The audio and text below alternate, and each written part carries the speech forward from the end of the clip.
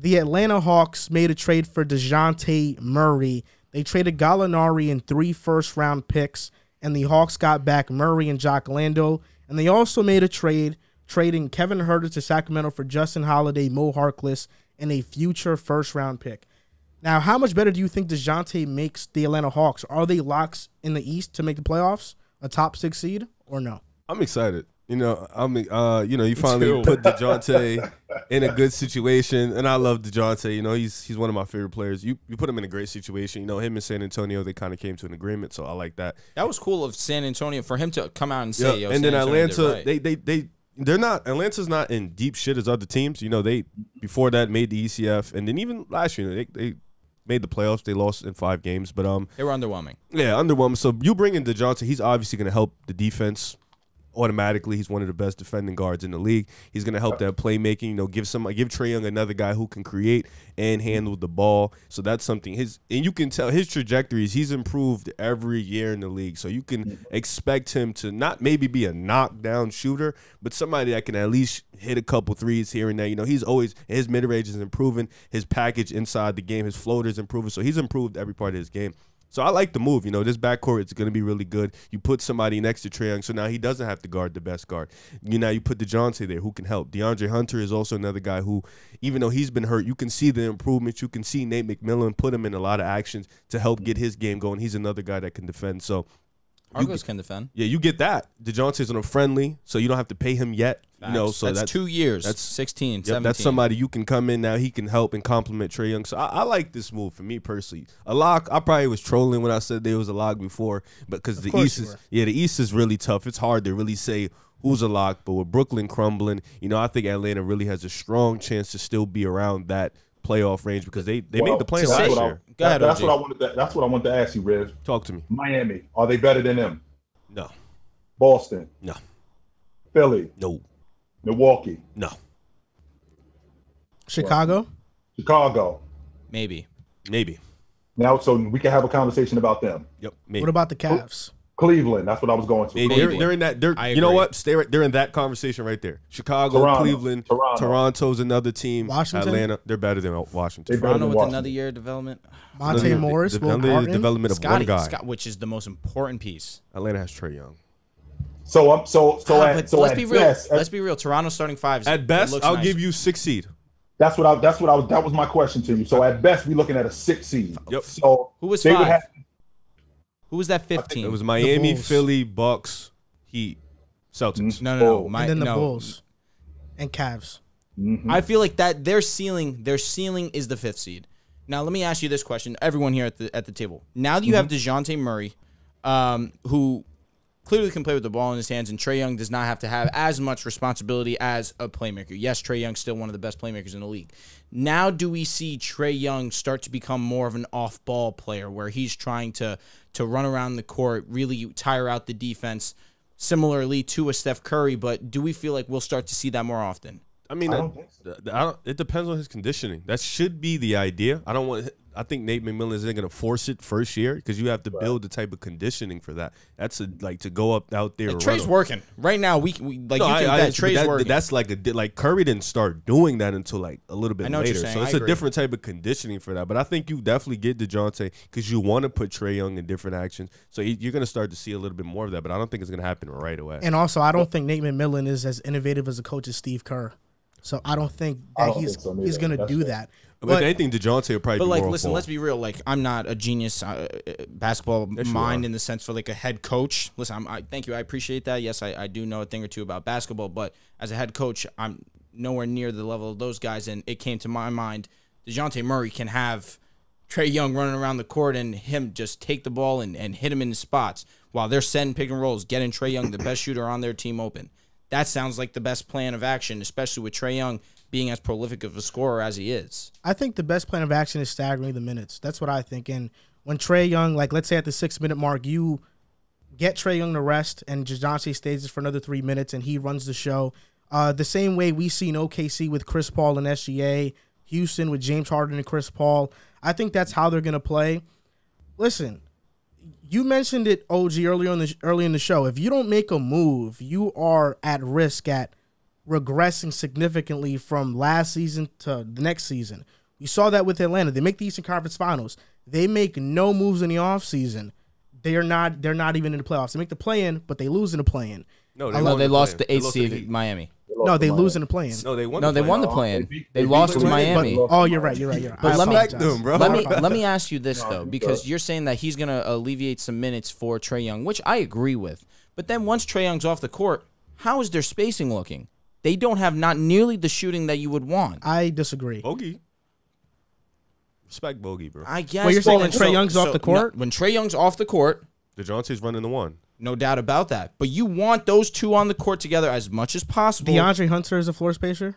Yes. John Collins? Yes. Bogdanovich? Yes. Well, two things that we have to recognize. Recognize the fact that Dejounte Murray playing in that San Antonio Spurs system, he can play off the basketball because there's a lot of action off the basketball. Very true. So he can play off the basketball. That's not the issue. The issue here is Trae Young plays only on the basketball. We're talking about a guy from college to the pros, led college in scoring and assists. Led the league in, I think he was second in the league. Even in high school, he led AAU in assists. Right, I think he was second in the league this year in scoring at one point, or third in the league in scoring. He finished first in points and assists throughout the totality of the season. He's a guy who needs the basketball in his hands. So with that being said, this thing that I'm concerned with how he's going to be able to play off of Dejounte Murray. I'm not concerned with Dejounte Murray playing off of him because he did that anyway in San Antonio, playing off the basketball with a lot of action, right? So with Trae Young not being able to have the ball as much, that's the thing that I'm concerned with the most with them. And I'm also concerned with these guys being able to score in the post because last I checked, guys, you got to have somebody on the box. Even though unless you got a long ball shooter like Steph Curry, right? Unless you got that going on, you got to have somebody who I can go to on the box for buckets. And Atlanta does not have. You're a John Collins guy. Talk to him, bro. Nah, John Collins isn't an inside type player. He's mid is No, very mid. He's not mid. He can knock down a shot or two. He's better than mid. Hey, come on now. Stop it. Stop. 18 a game, man. What is he, 18-7? But at least Clint Capella's a lob presence. But I understand what you're saying. I don't worry about his Dejounte off ball because catch and shoot last year, he shot 34.5% from three. So he's at least a slightly below average shooter, but it's respectable from out there. He's not like capable. Westbrook. He's capable. Yeah. So you also look at these. You didn't have to do that. You also look at these stats. You did not have to do that. When you take into account how many dribbles he takes. You can't laugh at him, bro. Come on. When Dejounte Murray takes 7+ dribbles, his 3-point percentage is at 16.7%. When it's 3 to 6 dribbles, it's 29%. When it's 2 dribbles, it's 27%.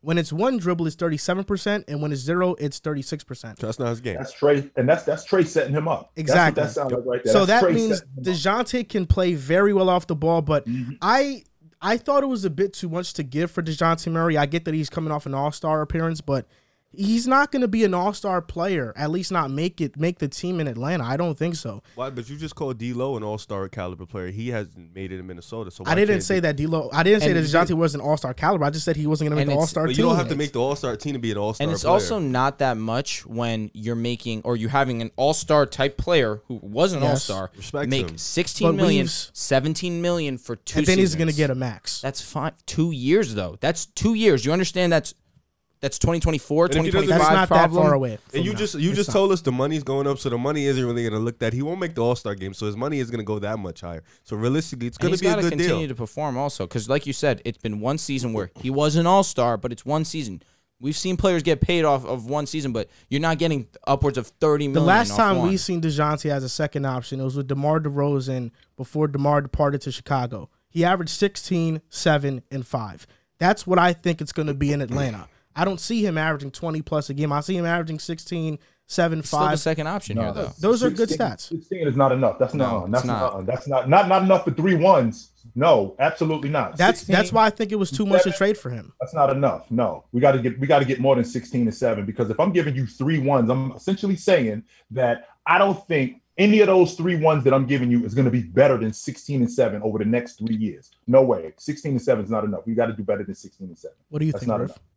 I think you pulled up those numbers and not acknowledged that he's gotten way better since then. I also acknowledge that Trae Young is more ball dominant than DeMar DeRozan. You also didn't acknowledge the fact that DeMar isn't a playmaker like Trae Young. Trae Young is a significantly much more better playmaker, so he's going to get Dejounte in a lot of open looks, which is going to open up his game to where he can get to 20 points a game. And you didn't acknowledge his defense, which he's a really, really, really, really good defender. Well, stats don't. No, I know you just kind of said, "Oh, this was him as a second." Oh, as an offensive player, yes. Yeah, but you didn't acknowledge he didn't get better. You didn't acknowledge that. You didn't say anything about him getting better. You just kind of threw this up. No, he got better. Very but what I'm saying, it's too much to give Dejounte Murray. It's not. Because of what you just read, what you didn't acknowledge. This is what I think. Better. Is he gonna take a backseat and have similar numbers to this? Yes. Is he gonna go back to being an elite level defender? Yes. Last year he was great. Was he elite level? No, because he had a bigger offensive load. Now that he's with the Hawks and Trae Young, but now that he's with the Hawks and Trae Young, he's gonna go back to being an All NBA level defender. Probably make those teams in consecutive years. That's what I think is gonna happen. Also, I didn't take you could say I didn't take into account the Trae Young playmaking, but you did. Didn't he almost average a triple-double this last season? I did, but I took into account things that counter that. Like DeMar isn't nearly as ball dominant as Trae.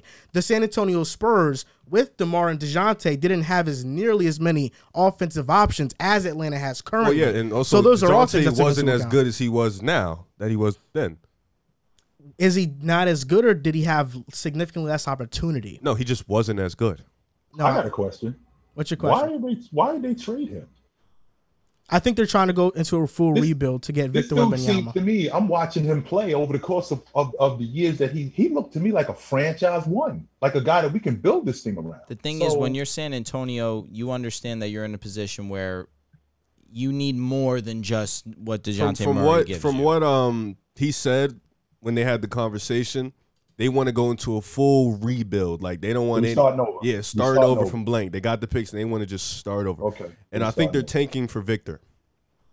For the Frenchman. Yes. Yeah. Okay. He's like 7'5". Yeah, he's now Wembanyama is about to be a stud. You're slick, Riv. You try to you're slick.